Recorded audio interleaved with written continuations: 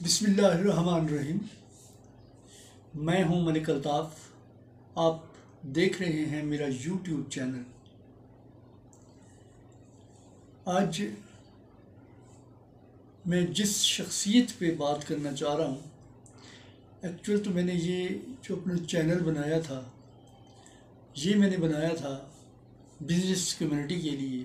Pakistan stock exchange, Pakistan mercantile और business community के लिए, ताकि मैं वीडियोस अपलोड करता रहूँगा और अपडेट्स भी देता रहूँगा। मगर 29 नवंबर 2022 को हमारे पाकिस्तान आर्मी के चीफ जनाब कमर जावेद बाजवा साहब जब रिटायर हुए हैं, तो उनकी रिटायरमेंट के साथ ही सोशल मीडिया पे आप कोई भी जगह खोल लें, Facebook, WhatsApp, Instagram, Twitter, YouTube, यानी आप कहीं भी खोलें तो एक बदतमीज़ी का तूफ़ान आया हुआ था, जो हमारे चीफ ऑफ आर्मी स्टाफ पे, मैं अब उन लोगों के लिए क्या लफ्ज़ यूज़ करूं, जो तहकीक किए देखे बगैर यूं पिल पड़े कि यार हद होती है एक।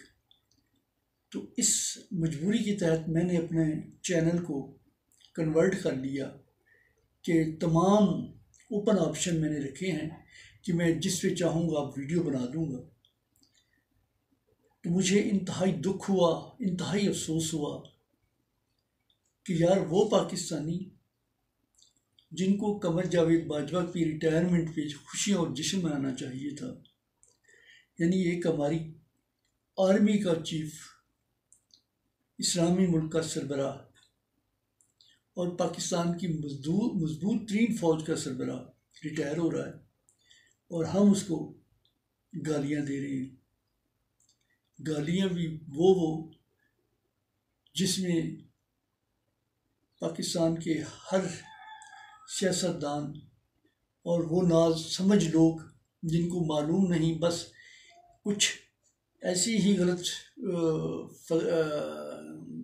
वो क्या कहते हैं, प्रोपेगेंडा मुहिम चल पड़ी, जिस पे इंडिया करोड़ों रुपए खर्च करके भी इस मुहिम को कामयाब नहीं कर सका, या हमारे लोगों को अपने पाकिस्तानी लोगों को अपनी फ़ौज के ख़िलाफ़ नहीं कर सका। एक गलत मुहिम जोई, गलत बात पे पाकिस्तानी यूं पिल पड़े। अल्लाह रहम करे। मेरी तो दुआ है अल्लाह ताला कमर जावेद बाजवा साहब को लंबी ज़िंदगी दे, लंबी सेहत दे। ये नहीं कि हमारी आर्मी से रिटायर हो गए हैं तो उनको पाकिस्तान की ज़रूरत है, वो जब तक रहें। मेरी तो ख्वाहिश है कि वो पाकिस्तान में ही रहें और पाकिस्तान के लिए अपनी खिदमत जारी रखें। इंडिया और मुल्क दुश्मन अनासिर कितने खुश हुए, इसका अंदाज़ा आप लोग नहीं कर सकते। जिस बात का डर था वही हुआ। कसूर जनरल बाजवा का था या नहीं था, मगर ये कोई तरीक़ेकार नहीं है जो हम पाकिस्तानियों ने अपनाया है और अपने ही जर्नल के बारे में इंतहाई नामुनासिब अल्फाज में उनको हम लोगों ने, अब बंदा क्या कहे, क्या कहना चाहिए। अल्लाह ताला आपको भी तौफीक दे, कुछ हक़ाइक़ समझने की तौफीक दे, कुछ बोलने की तौफीक दे। इस जो आर्मी चीफ को जिन लोगों ने अपनी ये नेक ख्वाहिशात पहुँचाई, उनमें सियासतदान, नासमझ लोग और पाकिस्तान की आम कम्युनिटी शामिल है। सबसे पहले तो मैं अपने सियासतदानों की तरफ आऊँगा, जिनमें मियाँ नवाज शरीफ हो गए, मियाँ शहबाज शरीफ हो गए, मौलाना फजल रहमान हो गए, आसिफ जरदारी साहब हो गए, साद रफ़ीक साहब हो गए, ख्वाजा आसिफ साहब हो गए, क्या कहूँ, सॉरी, पीटीआई के जनाब ये साहब, इनके ख़िलाफ़ बहुत सारे मुकदमा दर्ज हो गए हैं। अब जब कानून बनेगा और आप उसकी खिलाफ वर्जी करेंगे, फिर चीखना चिल्लाना कैसा। ये पार्लियामेंट ने कानून पास किया है कि जो भी पाकिस्तान आर्मी के ऑफिसर्स या आर्मी के ख़िलाफ़ बोलेगा उसको सज़ाएं भी होंगी, कैद भी होगी। तो मेरे भाइयों, क्या इसके लिए अब GHQ से या फ़ौज से अफराद जाके थानों में FIR दर्ज करवाएं? ये काम उन थानेदारों का है जो सोशल मीडिया पे या किसी भी जगह जहाँ भी देखते हैं कि आर्मी के ख़िलाफ़ लहू बका जा रहा है, गलत बातें की जा रही हैं, वो खुद ही मुद्दई बन के FIR दर्ज करें और मुतल्लिक़ा अफराद को गिरफ़्तार करके ले जाएं। क्योंकि पाकिस्तान में आर्मी के ख़िलाफ़ बोलना बहुत बड़ा जुर्म है। ये लोग क्यों बोले, किस लिए बोले? आइए पहले मैं आप जनरल बाजवा साहब की छोटी सी एक वीडियो आप देख लें।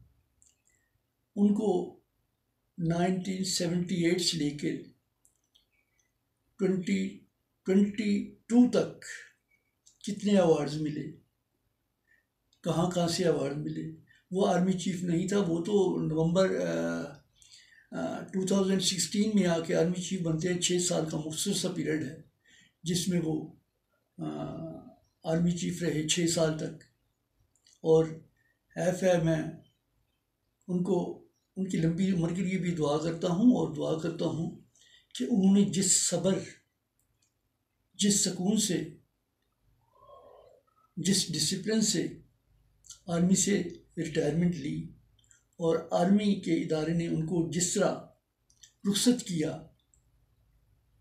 मैं और आप लोगों ने सब ने देखा कि आखिरी दिनों में जब ये बकवास जो लोग कर रहे थे सोशल मीडिया पे, उन्होंने इंतहाई सब्र से काम लिया, अपनी पेशा वाराना महारत में जुटे रहे और आखिरी दिन तक उन्होंने जाते हुए कोई ऐसी बात नहीं की जो पाकिस्तानियों को बुरी लगे, पाकिस्तान के लोगों को बुरी लगे।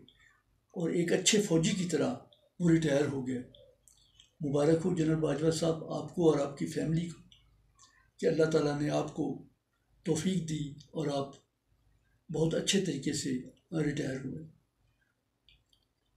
मगर ये मुहिम उनकी रिटायर से 10 दिन पहले शुरू होती है।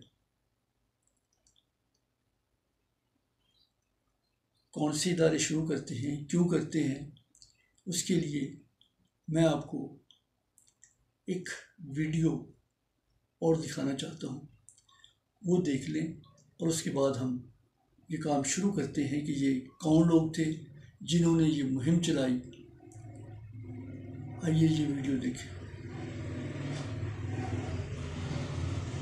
ISPR कहता है, जिसका ये काम नहीं है। साहबजादा जनरल बाजवा के प्रोफेशनल हवाले से कोई बात नहीं की गई, पाकिस्तान आर्मी के हवाले से कोई बात नहीं की गई, उनकी ज़ात के हवाले से, उनकी बेगम के हवाले से, उनकी अहलिया के हवाले से, उनकी बहू के हवाले से, उनके बहू के ख़ानदान यानी साबर मिट्ठू के ख़ानदान जो कि जनरल बाजवा के बहुत करीबी हैं और उनकी फैमिली, एक्सटेंडेड फैमिली का हिस्सा बनते हैं, उनके ख़ानदान के असासे बढ़ने के हवाले से एक खबर है जो तमाम डॉक्यूमेंट्स के साथ है। और जिसको जवाब देना अगर है तो वो जनरल बाजवा को खुद आके सामने जवाब देना है और उसी तरह जवाब देना है जैसे फैक्ट फोकस ने रिपोर्ट किया। यानी एक एक चीज जो है वो डॉक्यूमेंट्री एविडेंस के साथ आपके सामने रखी गई है, या तो आपने उस डॉक्यूमेंट्री एविडेंस को गलत कहना है। ये बड़ा अजीबोगरीब और मज़का खेज था कि इतवार के दिन, छुट्टी के दिन, ये तो वो याद आ गई राशिद कुरैशी साहब, जब एक कोई टेंशन थी बॉर्डर के ऊपर लेट 90s में, तो वो रोज़ाना आते थे और छुट्टी के दिन भी प्रेस रिलीज जारी होती थी। तो ये प्रेस रिलीज जारी होने से तो ऐसे ही लगा जैसे कोई जंग की। जी, तो जनाब एक इंडियन इदारा है दी प्रिंट। इनका यूट्यूब चैनल भी है, वेबसाइट भी है। दूसरी है वॉन, WION, वॉन नाम का वेबसाइट भी है, इनका यूट्यूब चैनल भी है। जब मैं यहाँ विज़िट करने गया दी प्रिंट पे, तो उन्होंने हवाला दिया एक पाकिस्तानी वेबसाइट का कि जी वहाँ आप जाके देखें। उन लोगों ने ये इंफॉर्मेशन हमारे साथ शेयर की है। जी, वो पाकिस्तानी वेबसाइट का नाम है फैक्ट्स फोकस। ये पाकिस्तान के वो नाम नहाद सहाफ़ी हैं जिनका दावा है कि हम $10 पर मंथ अपने मेंबर से वसूल करते हैं। हम अपना सोर्स इस्तेमाल करते हैं और हम दुनिया को ये बताते हैं कि ये लोग कितनी दौलत के मालिक हैं। जनरल बाजवा साहब 22वें स्केल में पाकिस्तान आर्मी से रिटायर हुए हैं। फैक्ट्स फोकस वालों का दावा है कि जब ये रिटायर हुए इनकी दौलत 12 अरब रुपए थी।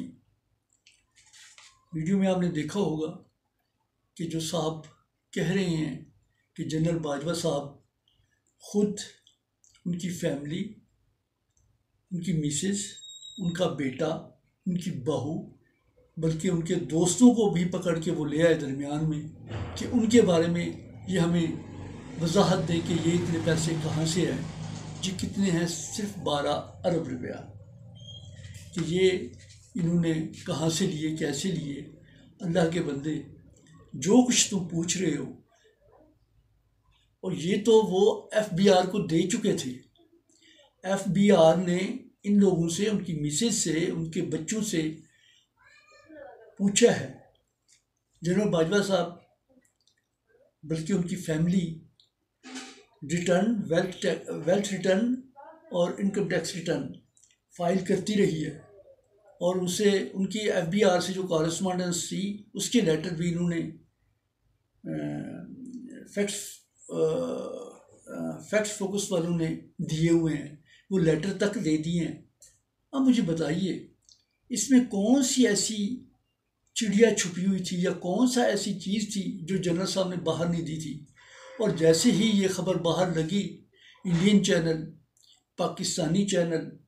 पाकिस्तानी लोग ये तहकीक के बिना कि ये 12 अरब हैं या 12 अरब डॉलर हैं, बस इनको उन्होंने 12 अरब डॉलर बनाया, उनको मल्टीप्लाई किया और फिर पाकिस्तानी चीफ ऑफ स्टाफ को $बिलियन का मालिक बना दिया। यार मुझे बहुत अफसोस हुआ कि हर शख्स ने हिस्सा डाला। जनरल साहब ने अपने आखिरी 2 खिताब में 2 चीज़ें फरमाई थी कि मैं रिटायर हो रहा हूँ, मैं गुमनामी की ज़िंदगी में चला जाऊँगा। जनरल साहब, मेरी आपसे गुजारिश है कि आप गुमनामी की ज़िंदगी ना गुजारें। आपकी जो बाकी लाइफ है आप पाकिस्तान के लिए गुजारें। आपने बहुत अच्छी खिदमत सरंजाम दी हैं।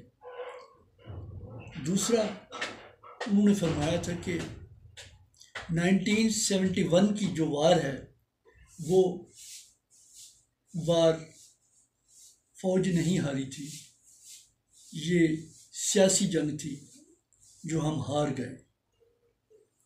बिल्कुल जनरल साहब ने सही फरमाया है कि ये सियासी जंग थी। यार एक्चुअल फिगर्स जो है ना, वो 35-40 हज़ार हमारे फौजी वहाँ पे मौजूद थे, और उन लोगों ने अपनी जानें मशरकी पाकिस्तान पे एक इंच के लिए उन्होंने अपनी जानें कुर्बान की। आज उनको ये सिला दे रहे हो। और पाकिस्तान आर्मी जिसने अब पाकिस्तान में बाजवा साहब के दौर में कहाँ अमन नहीं है, उसने पूरे पाकिस्तान को अमन दिया। आप सुकून से सोते रहे, हज़ारों हमारे फौजी अपनी जानें गंवाते रहे, आप पुरसुकून रहे। और उन्होंने न सिर्फ पाकिस्तान के तमाम इलाकों को क्लियर करवाया, बल्कि दुनिया से भी ये अवार्ड समेटे कि इन्होंने पाकिस्तान के लिए बहुत बड़ी खिदमत सर अंजाम दी हैं। सिर्फ नहीं दी तो इन हमारे सियासतदानों के लिए, वो मैं आपको बताता हूँ कि जब नो कॉन्फिडेंस मूवमेंट कौमी असम्बली में पेश हो रही थी, तो उस वक्त कोर कमांडर्स का इजलास हुआ था, जिसमें ये फैसला किया गया था कि हम सियासी कामों में मुदाखलत नहीं करेंगे, ये जाने और इनका काम जाने। तो जाहिर है ये चीफ साहब इसी आर्मी के चीफ थे और इस इजलास की सदरत कर रहे थे। फिर आप उनसे ये तवक्को करें कि वो बाहर निकलकर सियासी मैदान में ये जंग लड़ें, ये नामुमकिन सी बात थी। जो उन्होंने नहीं लड़ी, तो आज उनको पीटीआई, नून लीग, मौलाना फजल रहमान, जेजुआई और बहुत सारी इलाकाई जमातें जिनको जानता भी कोई नहीं, वो जनरल साहब पर बातें कर रहे हैं, बोल रहे हैं। तो मेरे ख्याल में अगर ये 12 अरब रुपए को 240 का करीब आजकल डॉलर चल रहा है, उसके साथ मल्टीप्लाई किया जाए, तो जनरल साहब को तो लंदन में एक कमरा नहीं मिलता। जनरल साहब को लंदन में एक कमरे का फ्लैट नहीं मिलता। इस पूरे एसेट से ये 12 अरब रुपए जनरल साहब के अपने नहीं हैं, उसमें उनके बेटे शामिल हैं, अपने दोस्त शामिल हैं, बेटे शामिल हैं, बेटियां शामिल हैं, बहू शामिल है। यानी उनके पूरे ख़ानदान के जो एसेट से ये 12 अरब रुपए हैं। और इसके पीछे कौन सा ड्रामा खेला गया, ये भी आपको मैं दिखाने के लिए मौजूद हूँ। जी जनाब, तो ये 12 अरब, जब आप पूरा मीडिया इस 12 अरब पे शोर कर रहा था, तो उस वक्त 1200 अरब, जी 1200 अरब के केसेस नैब से ख़त्म कराने के लिए हमारी ये मौजूदा गवर्नमेंट के जो पार्लियामेंट में इजलास हो रहा था, वहाँ बिल पेश किए गए और वहाँ से 1200 अरब रुपए के वो केसेस जो ना इमरान खान ने कायम किए थे, नवाज शरीफ और जरदारी ने एक दूसरे के ख़िलाफ़ महकमों में ही जमा करवाए थे। चूँकि इमरान खान, मैं तो कहता हूँ, एक बहुत बड़ी गलती करके पार्लियामेंट से बाहर आ गए थे। अगर ये इमरान खान पार्लियामेंट में होते तो ये जो बिल हैं, ये तो खैर उनकी मामूली अक्सरियत थी, पास हो जाते। मगर अगर शोर शराबा डाला जाता, पूछा जाता, तो शायद ये बिल पास ना होते और ये 1100 अरब डॉलर ये उठा के इन्होंने अपनी जेब में न डाल लिए होते। ये 1100 अरब रुपए वो हैं जिनके केसेस नैब में या मुख्तलिफ इदारों में चल रहे थे। हमारे वज़ीर आज़म साहब और उनका बेटा इन केसेस को भुगत रहे थे। हमारे एक्स प्राइम मिनिस्टर मियां नवाज शरीफ साहब पाकिस्तान से बाहर थे, वो बैठे हुए ये तमाशा देख रहे हैं, वो वापस नहीं आ रहे क्योंकि उनको अभी ये पता है कि मैं क्लियर नहीं हूँ। जनाबे वाला, ये 1200 अरब के साथ साथ एक और भी ड्रामा जो पाकिस्तान में रचाया गया, जिसे रजीम चेंज का नाम दिया जाता है। मुझे बताइए, इस ड्रामे में ये हमारे जनरल जनाब कमर जावेद बाजवा का किरदार क्या था? क्या जो जहाज़ इंडिया से उड़कर कराची लैंड करते रहे, कराची से फिर उड़ के दुबई जाते रहे, ये कमर जावेद बाजवा साहब के वो ब्रीफ केस लेने आए थे जो इन्होंने डॉलरों से भर भर के बाहर भेजे हैं, या वो डॉलर जो पाकिस्तान में बांटे जा रहे थे, क्या ये कमर जावेद बाजवा से पूछकर बांटे जा रहे थे? अगर ऐसा है तो अगर कमर जावेद बाजवा मुजरिम हैं तो फिर मैं भी मुजरिम हूँ। अगर वो इसके मुजरिम नहीं हैं तो फिर आप किस कैपेसिटी में अपनी सिपा सलार को, मैं सख्त नहीं यूज़ करना चाह रहा क्योंकि ये वीडियो बहुत सारे लोगों ने देखनी है। क्या पाकिस्तान में जो नो कॉन्फिडेंस आई और जिन लोगों ने नोट लिए, क्या कोई बता सकता है ये कमर जावेद बाजवा साहब ने बांटे हैं? ये पैसे कहाँ से आए हैं? ये पैसे वहाँ से आए हैं जिनकी अटॉर्नी जनरल ने कोर्ट में खड़े होकर कहा था कि पाकिस्तानी तो वो लोग हैं, अगर इनको पैसा दिया जाए ये अपनी माँ को भेज देते हैं। जी जनाब, अमेरिका से ये पैसे आए, जरदारी साहब को और मुख्तलिफ लोगों को दिए गए जिन्होंने यहाँ हॉर्स ट्रेडिंग की, करोड़ों रुपए लोगों को दिए, और इमरान खान साहब जो एब्सोल्युटली नॉट का नारा लगाए हुए थे उनको बाहर किया। फिर मैं तो फिर भी कहता हूँ कि अगर इमरान खान साहब असेंबली फ्लोर से बाहर ना जाते तो आज ये उनकी वापस हुकूमत आ चुकी होती। असेंबली में मौजूद MNAs हजरात को कोई और रास्ता नहीं मिल रहा। कुछ लोग वहाँ से भागना चाहते हैं, आगे वो ये है ना कि आगे खाई पीछे खाई, अब वो कहीं नहीं जा सकते। वो मजबूर हैं PDM गवर्नमेंट का साथ देने के लिए। मेरी तो अब भी उनसे गुजारिश है, इमरान खान साहब से, खुदारा खान साहब आप वापस असेंबली ज्वाइन करें और फिर देखें वो लोग जिन्होंने पैसे लिए थे उनको आप वहाँ इतना जलील करें कि ना वो घर आने जोगे हैं, ना घर से बाहर निकल सकते हैं, ना शहर में किसी जगह किसी अच्छे रेस्टोरेंट में खाना खा सकते हैं। तो फिर जब असेंबली में ये बैठे हुए यूँ चौड़े होके बैठते हैं, हमें बहुत दुख होता है। गालियाँ आप देते हैं हमारे जनरल कमर जावेद बाजवा साहब को और हमारी आर्मी को। मैं ज़ाती तौर पे PTI और उसका हिमायती हूँ, मगर देख लें कि पिछले 4-5 माह से मैंने जो सोशल मीडिया की हम लोग मुहिम चलाया करते थे PTI के लिए, मेरे अकाउंट से कोई एक भी चीज़ दिखा दें जो मैंने PTI के हक में लगाई हो। ये मेरा पर्सनल एहतजाज था जो मैं कर रहा था। मैंने पार्टी को छोड़ा नहीं है, पार्टी के साथ हैं और हम कोशिश करेंगे कि अल्लाह ताला वापस इमरान खान को लाए।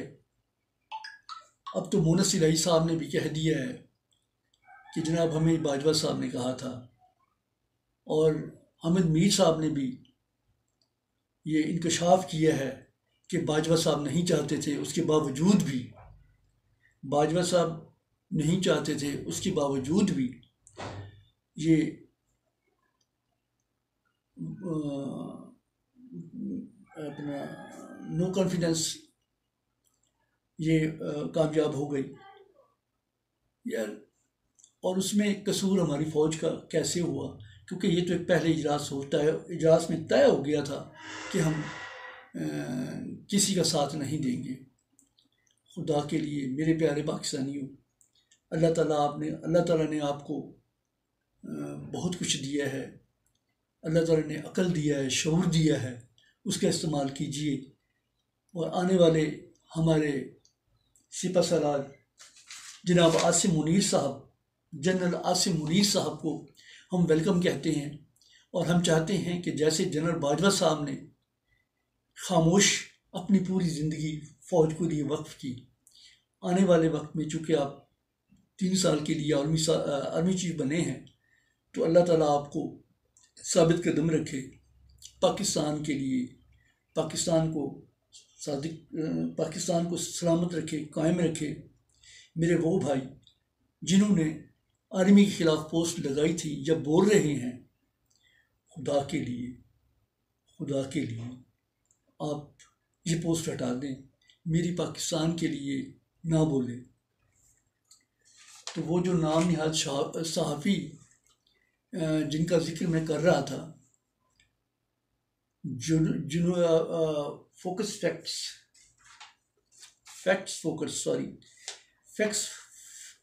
फोकस ये अहमद नूरानी साहब हैं और उनकी टीम है जो पाकिस्तान के ख़िलाफ़, मैं तो यही कहूँगा कि क्योंकि इनकी वजह से मुझे नहीं समझ आती कि ये इसहाक डार साहब ने किस खुशी में ये तहकीकात और बंदों को जेल में बंद कर दिया जिन्होंने ये बाहर दिए थे। यार ये कोई गलत काम नहीं था जो बाजवा साहब ने किया हुआ या उनकी फैमिली ने किया हुआ, तो उन्होंने फाइलें रिटर्न भरी हुई थी, इनकम टैक्स की रिटर्न भरी हुई थी, वेल्थ टैक्स की स्टेटमेंट्स दी हुई थी। तो फिर वो कौन सा जुर्म है जो इनसे हो गया? इसहाक डार साहब ने भी फटाफट पकड़ा और जनाब बंदों को पकड़ के जेल में डाल दिया कि ये इन्होंने जुर्म कर लिया। कौन सा जुर्म किया है? ना बाजवा साहब ने जुर्म किया है, ना उन लोगों ने जुर्म किया है।